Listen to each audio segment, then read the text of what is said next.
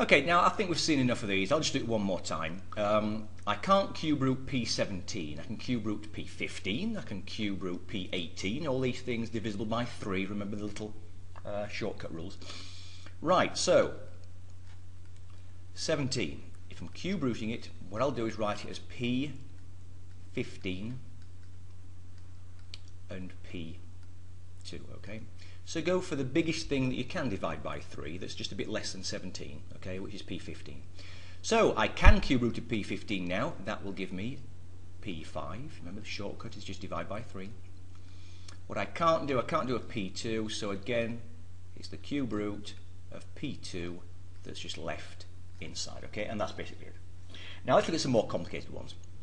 I'm going to scroll over. Where's the scroll page? Right, okay. Let's go up. And I think I was going to choose 19 and 20. Okay, let's look at this one. Okay, so this is one where you've got to decide, put them together, leave them as they are. Well, watch this. When I look at this, I can see a pattern here. Well, I'm trying to find my pen. Right, one big cube root.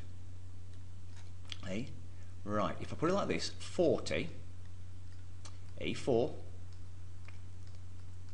B9, all over 5A. Now I can do this because they are both cube roots, so I can combine it to a single cube root. If one was a third root and one was a fourth root, I can't do this. You've got to treat them separately. Now look at this. What's 40 divided by 5? 8. And you can cube root an 8. What's A4 over A1? Think about it, remember, subtract exponents. That's A3. And you can cube root A3 because it's divisible by 3. I've also got a B9 by itself, and of course I can cube root that because that's divisible by 3, the exponent. So the final answer is, what's the cube root of 8? 2. What's the cube root of A3? A1.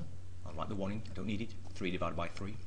And B9, of course, if you divide that by 3, you'll get that. So there we go, that came out nicely. That's because I combined the two together.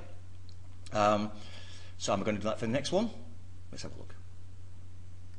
I can never find these. Oh, there it is, there's the eraser. Okay, so let's have a look at question 20.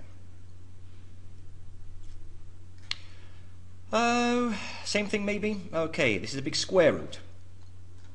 Right, I'm going to look at it right now. Okay, so think about this. 56 divided by 2 is 28. All right. I mean, you could, if you wanted to, try square rooting these individually and then kind of fixing it all together later, but let's do it all at once. An x5, there's no x's on the bottom, so that stays as an x5. Okay. So I'm thinking to myself, I'm combining it to one big square root, but I'm looking at the question going, well, I can do 56 divided by 2. How about y6 divided by y4? Subtract exponents. That's y squared. Okay. So that's what I have. 28x5 y2. Okay, now then. What can I square root? I can't square root 28. I can square root a 4. What's left? What makes 28? 7. So can you see that 7 will end up staying inside? Okay. x5. I can't square root x5. Maybe if you need to. My little 2 there. That's what square roots are. So I'll do it as an x4 because I can divide that by 2 with an x1 to make the x5.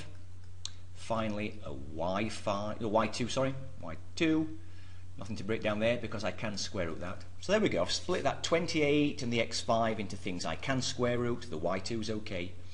Right, let's start square rooting. Square root of 4 is a 2. Square root of x fourth is x squared. Square root of y2 is just y1 divided by 2. What's left, because I haven't underlined it, the 7 and the x. Okay, and there you go. That's going to be the answer. Okay.